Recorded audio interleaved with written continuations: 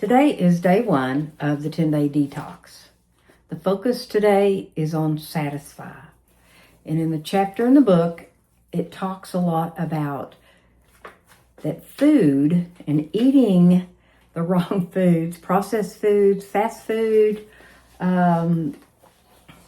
sugars, cookies, chips, all of those type of things create cravings. The more of those you eat, the more you crave food. It's almost like an addiction, and you can be addicted to food. There is a physical addiction and an emotional addiction. If you're like me, I'm an emotional eater. You know, when I something will happen and I'm trying to regulate my emotions and I want to eat chips or salty stuff. And on whole food eating, we stay away from gluten, sugar, preservatives, and that type of thing. It's real important to exercise, to get plenty of sleep. All of these things help. Whole food eating helps. Your sleeping pattern gives you more energy.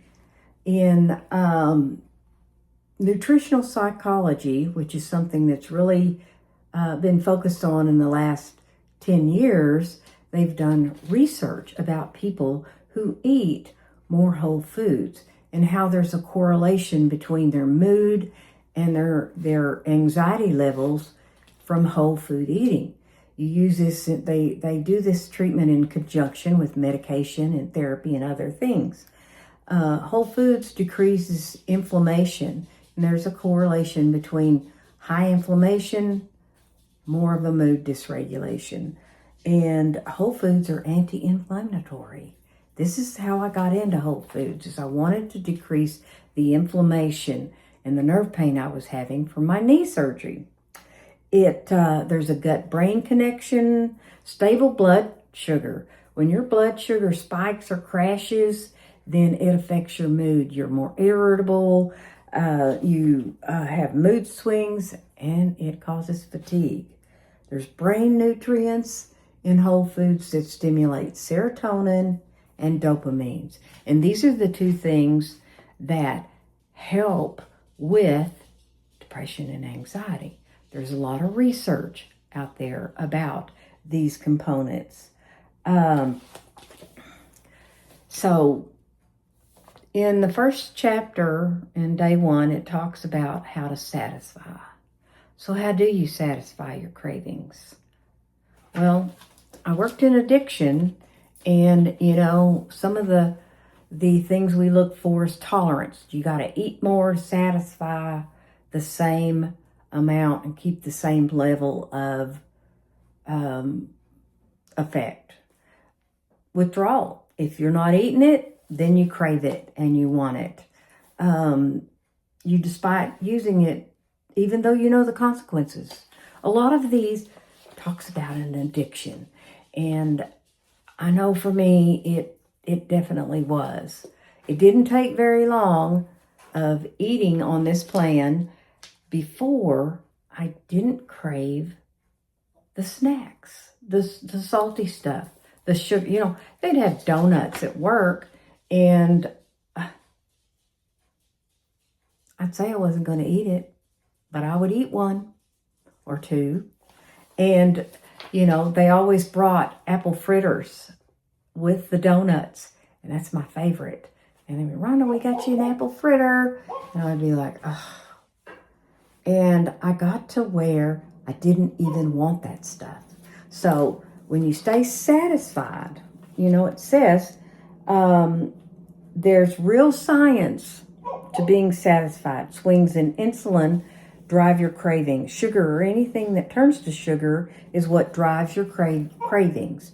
Addictive foods that contain heroin-like molecules from sugar and flour chemicals, that's like in cookies, candy, fast food, soda, even diet soda, can drive your cravings. And so when your cravings lower, you do better on an eating plan. On day 1, some of the things that it talks about of what to eat is you do your morning detox shake, and there's recipes in the book.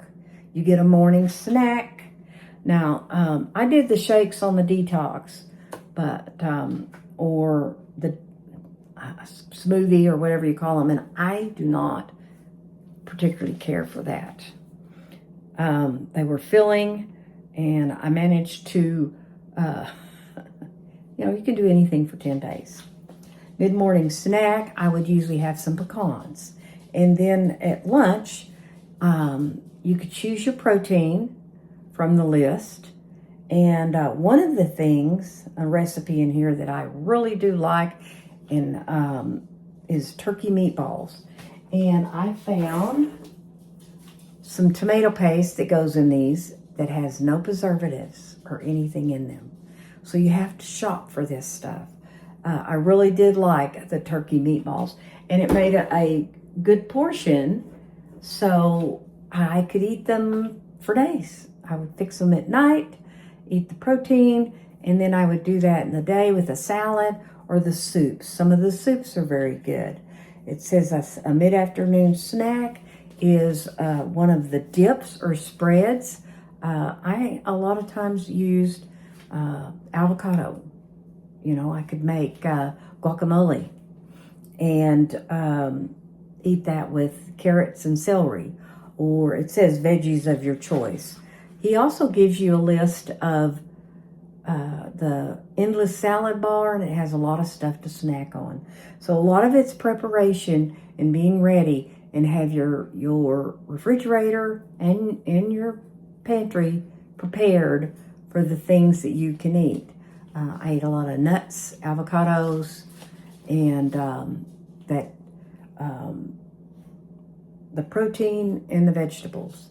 Stayed away from gluten, milk products, those type of things during the detox. After the detox, you can tweak and change some of these to fit your lifestyle, which is what I have done. Also, in the Satisfy, you want to, while we're detoxing food, you might want to detox some other things in your life, like negative self-talk,